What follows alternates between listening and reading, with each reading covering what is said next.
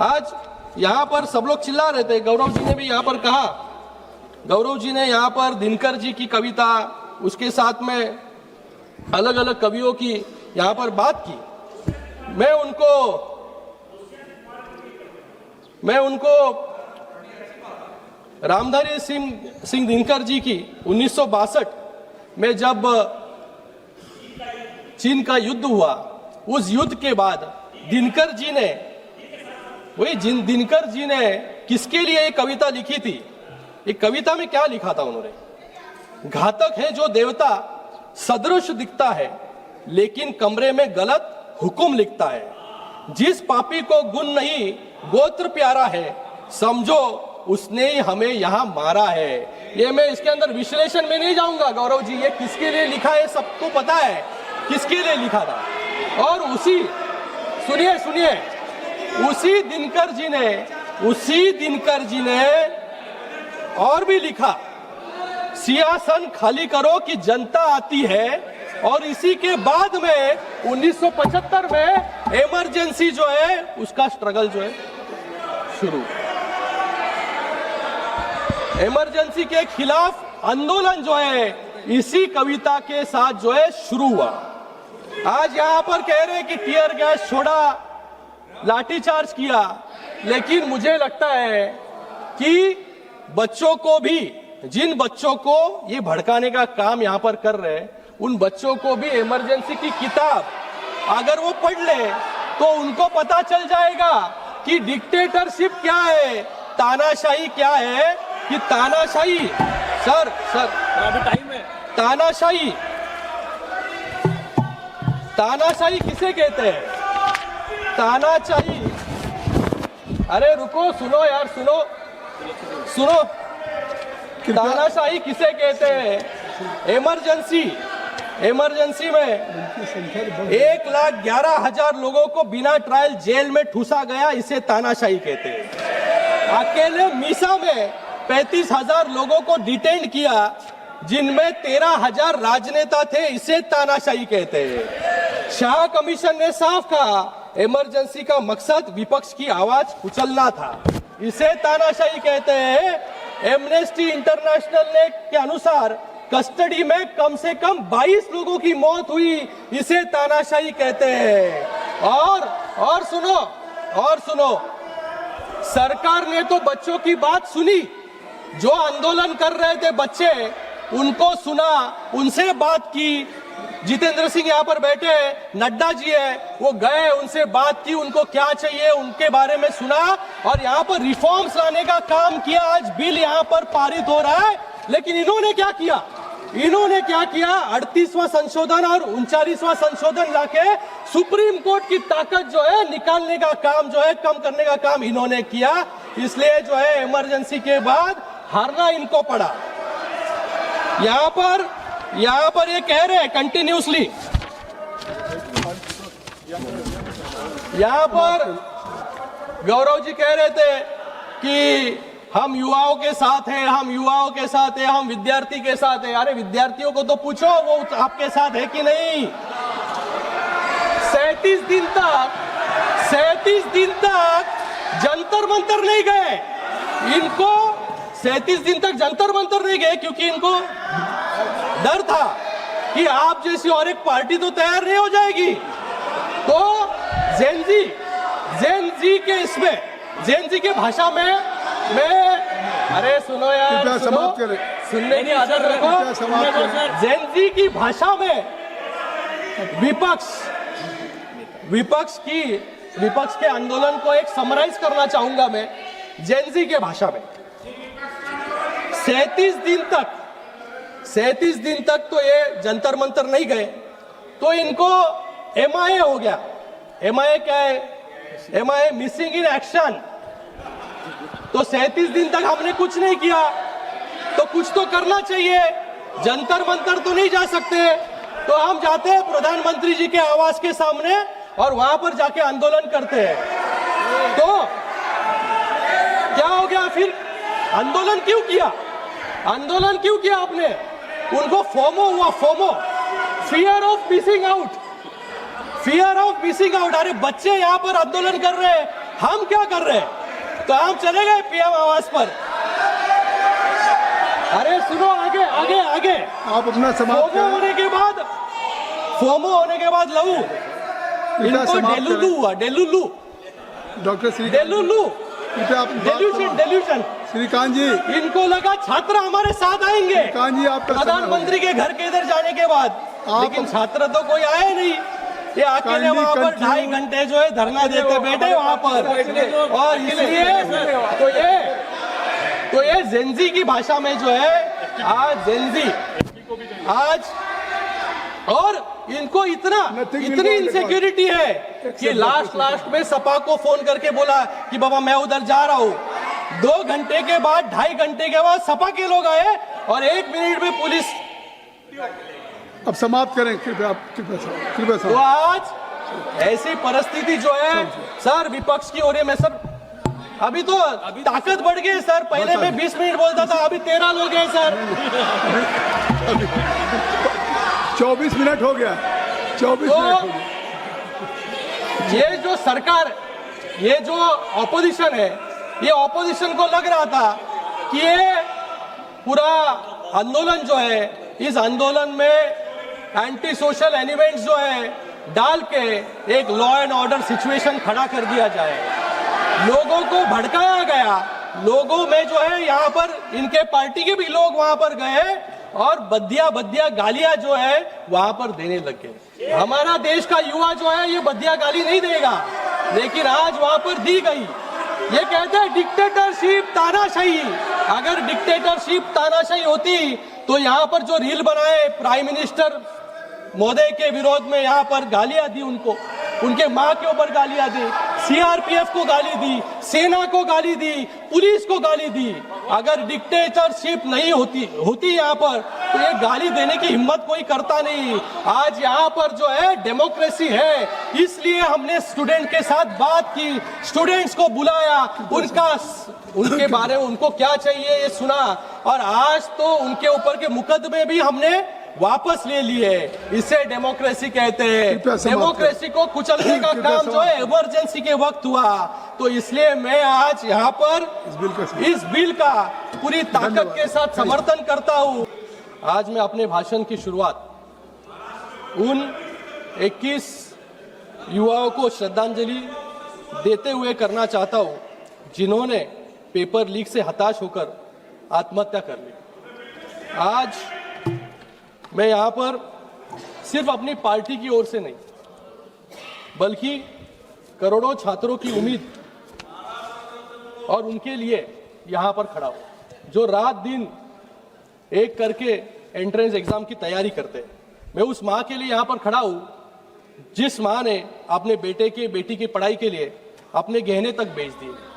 मैं उस पिता के लिए खड़ा हूँ जिसने साहूकार से भारी कर्जा लिए ताकि उसका बेटा, उसकी बेटी आगे जाकर इस नीट की एग्जाम हो या अलग कोई एग्जाम हो, डॉक्टर बने, इंजीनियर बने, अफसर बनेगा और अपनी परिवार को गरीबी से बाहर निकालेगा।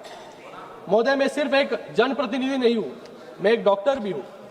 यहां पर नीट की तैयारी करने के लिए कितनी जद्दोजहद, संघर्ष बच्चों को करना पड़ता है, उसके बाद वो नीट की एग्जाम जो है पास होते हैं।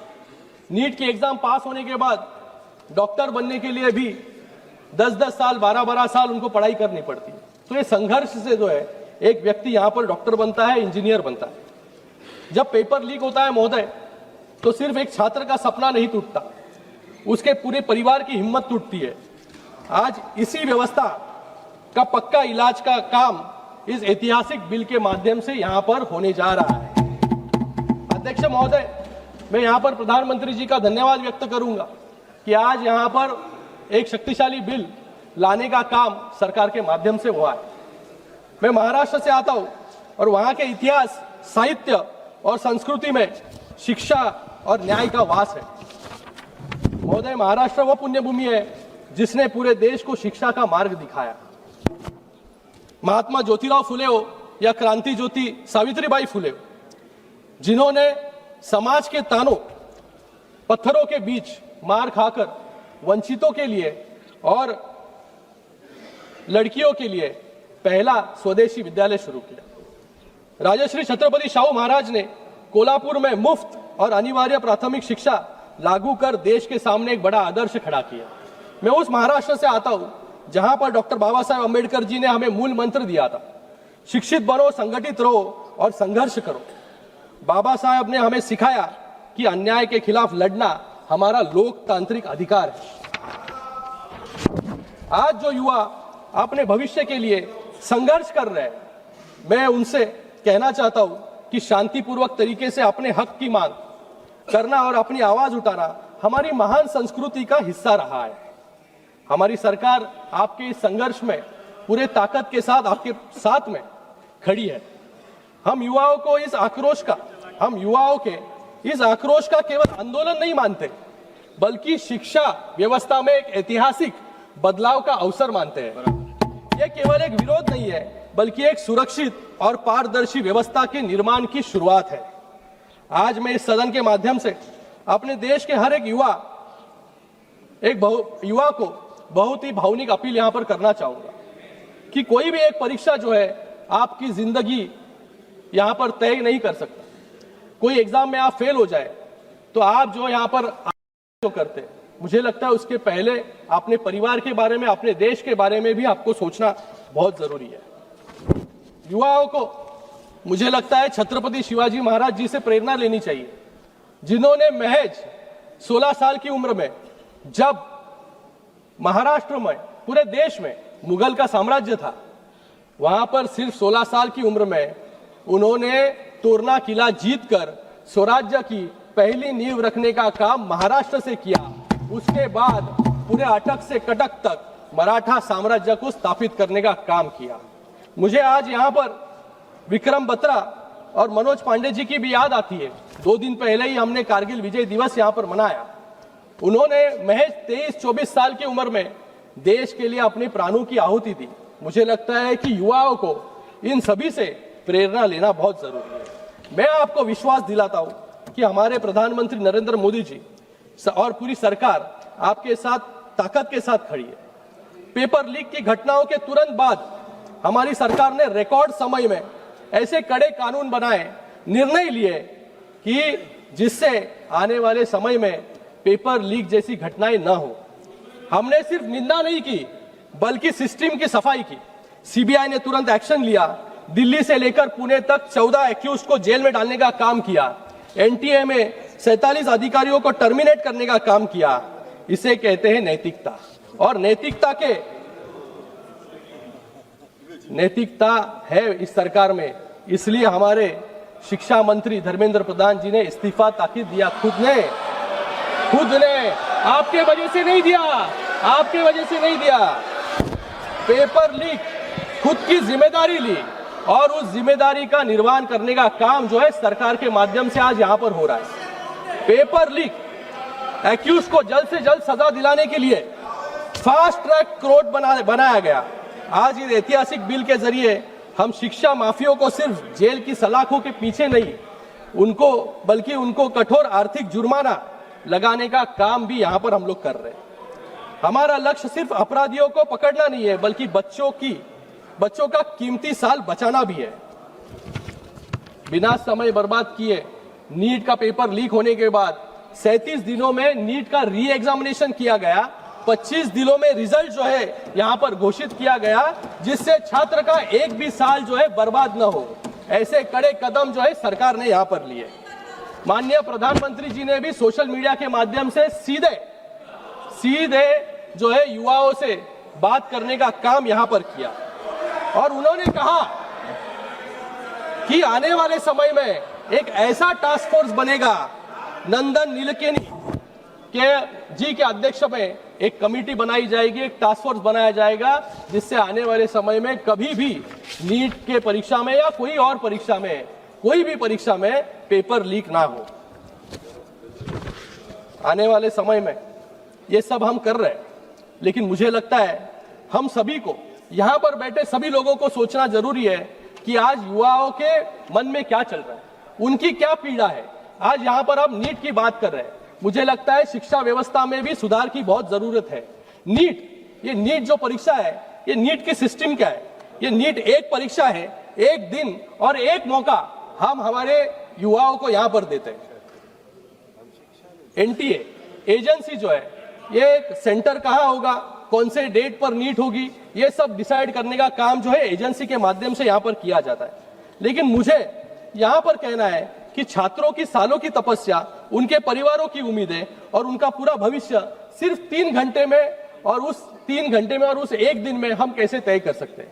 मुझे लगता है कि इस नीट की परीक्षा जिस प्रकार से होती है या और कोई परीक्षा होती है, क्योंकि अगर उस दिन वो छात्र 2 साल उसने मेहनत की, पढ़ाई की, उस एक दिन पर वो छात्र जो है बीमार हो गया, उसके घर में जो है कोई बीमार हो गया, घर में कोई चल बसा, या वो कोई दूर दराज गांव में रहता है, वहां पर बाढ़ आ गई, लेकिन उस एक दिन उधर वहां पर आकर उसने अगर परीक्षा नहीं दी तो उसका पूरा 1 साल जो है वहां पर बर्बाद होता है। तो मुझे आपसे भी कहना है यहाँ पर कि हमको ये सिस्टम को बदलना जरूरी है। हम यहाँ पर जो है क्यों डिसाइड कर रहे हैं कि एक ही साल, वो साल में एक ही बार क्यों परीक्षा दें? बाकी अगर हम देशों में देखेंगे तो उस देशों में जो है परीक्षा कई बार आप दे सकते हो, साल में कई बार, जीमैट हो, जीआरई हो। इस परीक्षा में आप अगर अमेरिका में जाओगे तो अमेरिका में कई बार, साल में कई बार परीक्षा दे सकते हो आप, और उस परीक्षा का रिजल्ट तुरंत लगता है, लेकिन उसका एडमिशन जो है साल में एक बार होता है। तो मुझे लगता है कि ऐसी व्यवस्था को अपनाना चाहिए, क्योंकि आज टेक्नोलॉजी आगे जा रही है, एआई है, इसके माध्यम से हम सब लोग को मिलकर इसमें एक अलग रिफॉर्म लाने की जरूरत है। जीमैट हो, जीआरई हो, तो मल्टीपल अटेम्प्ट जो है, चांसेस जो है, उसको देना बहुत जरूरी है। लव कृष्णा जी ने यहाँ पर कहा कि एक बैंक बनाया जाए, क्वेश्चन बैंक। मुझे लगता है कि ये पेपर लीक क्यों होता है? क्योंकि सबका पेपर जो है सेम होता है। अगर हम क्वेश्चन बैंक, एक जनरलाइज क्वेश्चन बैंक बनाएंगे बड़ा, और उसमें से अगर एआई जनरेटेड क्वेश्चंस निकले जिसका वेटेज सेम हो, और परीक्षा में जाने के पहले परीक्षा सेंटर पर, अरे सुन लेना राहुल, तो क्यों चिल्ला रहे हैं? अरे बाप, पीछे वाले राहुल को बोल रहा हूँ, पीछे वाले राहुल कासवान को बोल रहा हूँ बा। आप मत उत्तेजित होइए। श्रीकांत शिंदे जी, श्रीकांत शिंदे जी, यहाँ आप पर उधर ध्यान मत दीजिए, आप बोलिए। सभापति महोदय, केवल आपकी स्पीच रिकॉर्ड में जा रही है। देखिए, तो जो अलग अलग देशों में अपनाया गया है वो हमारे देश में भी हम अपना सकते हैं, जिससे ये रैट रेस से जो दबाव है, एक तो परीक्षा का दबाव है, एक तो परिवार का दबाव है, परिवार ने जो कर्जा लिया है उसका दबाव है, इन पूरे दबावों से, प्रेशर में से जो है हमें भी विद्यार्थी को बाहर निकालना बहुत जरूरी है। आज एक परीक्षा किसको जन्म दिया जाए? लव कृष्णा जी ने यहाँ पर कहा, एक बड़ा साम्राज्य यहाँ पर कोचिंग क्लासेस का खड़ा हो चुका है। 50,000 करोड़ का ये एक इंडस्ट्री बन चुकी है। 2030 तक ये 1 लाख करोड़ की इंडस्ट्री बन जाएगी। जो कोचिंग क्लासेस शिक्षा जैसा पवित्र दान करने के लिए यहाँ पर खुले, आज वो आईपीओ बनाने जा रहे हैं। तो मुझे लगता है कि सिस्टम को, सरकार को भी सोचना बहुत जरूरी है कि इन कोचिंग क्लासेस को किस तरीके से रेगुलेट किया जाए और इसके ऊपर किस प्रकार से, क्योंकि 3 लाख 5 लाख ऐसे जो है यहाँ पर फीस जो है आकारी जाती है, और इस फीस के लिए जो है लोन लिया जाता है। तो मुझे लगता है कि सरकार ने भी इसके बारे में सोचना बहुत जरूरी है। आज हमारे महाराष्ट्र में जब शिंदे साहब मुख्यमंत्री थे, तब हमने ईडब्ल्यूएस, एससीबीसी, ओबीसी, जिसकी आय 8 लाख से कम है, ऐसी बेटियों के लिए जो है शिक्षा पूरी तरीके से मुफ्त जो है वहां पर जो है करने का काम वहां पर किया। इसके बारे में भी हम यहाँ पर सोच सकते हैं। मुझे यहाँ पर कहने में आनंद होता है कि जिस तरीके से हमने टैक्सेशन रिफॉर्म्स लाया, जीएसटी कानून लाकर, आईबीसी कानून लाकर बैंकिंग रिफॉर्म्स किया, लेबर कोड्स लाकर मजदूरों को सशक्त किया, उसी तरीके से आज इस बिल से एजुकेशन रिफॉर्म्स लाने का काम, अकाउंटेबिलिटी लाने का काम जो है हम लोग यहाँ पर कर रहे हैं। श्रीकांत शिंदे लोकसभेमध्ये काय म्हटले हे आपण सर्वांनीच ऐकलं। आता यावरती राहुल गांधींनी काय उत्तर दिलं तेही ऐकू। राहुल गांधी इंग्लिशमध्ये बोलले, पण आपण त्याचं मराठीमध्ये ट्रान्सलेट करू। राहुल गांधी बोलताना स्पष्टपणे म्हणाले, आज संपूर्ण देशाला हे स्पष्टपणे दिसत आहे, भारतामध्ये परीक्षा व्यवस्था म्हणजे एक गंभीर प्रश्न निर्माण झालाय। त्यावरती सत्ताधाऱ्यांनी उत्तर देण्याऐवजी सत्ताधारी दुसराच इतिहास सांगतायत। हा प्रश्न फक्त नीट पेपर फुटीसाठी मर्यादित नाहीये। देशामधील सर्वच स्पर्धा परीक्षांमध्ये विद्यार्थ्यांचा विश्वास आता सरकारवरून उडायला लागलाय। देशामधील आज लाखो विद्यार्थी, पालक, संपूर्ण कुटुंब चिंतेमध्ये आहे. कारण की त्यांना आता स्पष्टपणे जाणवत आहे, रात्रभर अभ्यास करून, मेहनत करून आपल्या मुलाला चांगलं यश मिळेल याची कोणतीही गॅरंटी राहिली नाही. कारण की या परीक्षेचे पेपर अगोदरच फुटलेले असतात. आता श्रीकांत शिंदेंना हे सरकार स्वतःची जबाबदारी स्वीकारण्याऐवजी दुसऱ्यांवरती दोष टाकते आणि आम्हाला म्हणतायत तुम्ही राजकारण करतायत. राहुल गांधी पुढे म्हणतात, आता विद्यार्थ्यांच्या मनामध्ये अशा शंका निर्माण झाल्यात, जर एखाद्या व्यक्तीकडे पैसे असेल तर त्या कुटुंबातील विद्यार्थी सहजपणे पास होऊ शकतो. पण जो गरीब कुटुंबातील मुलगा आहे त्याच्याकडे टॅलेंट आणि मेहनत करण्याची हिंमत असली तरी देखील त्याचा नंबर लागणार नाही, कारण पैशामुळे, पेपर फुटीमुळे. श्रीकांत शिंदेंना उत्तर देताना राहुल गांधी म्हणतात, आम्ही इथलं कुठलंही राजकारण करत नाही. मेन मुद्दा म्हणजे तुम्हाला शिक्षण व्यवस्थेचं काही घेणं देणं नाही. तुम्ही फक्त जाती धर्माचा विचार करतात. इकडे मंदिर बांधलं, तिकडे पूल बांधला, या गोष्टी करत राहतात. श्रीकांत शिंदे म्हणाले, राहुल गांधी विद्यार्थ्यांना भडकवत आहे. पण मुळामध्ये हे आंदोलन उभा होण्या अगोदरच राहुल गांधी शिक्षण मंत्र्यांचा राजीनामा मागत होते. ते विद्यार्थ्यांना जाऊन भेटत होते, त्यांच्याबरोबर सभा घेत होते. हे श्रीकांत शिंदेंना कुठं दिसलं नाही का? पुढे राहुल गांधी श्रीकांत शिंदेंना उत्तर देताना म्हणतात, 36 दिवस हे सरकार शांत बसलं होतं आणि जेव्हा पंतप्रधान मोदी यांच्या राजीनाम्याची मागणी होऊ लागली तेव्हा हे सरकार विद्यार्थ्यांसमोर झुकलं.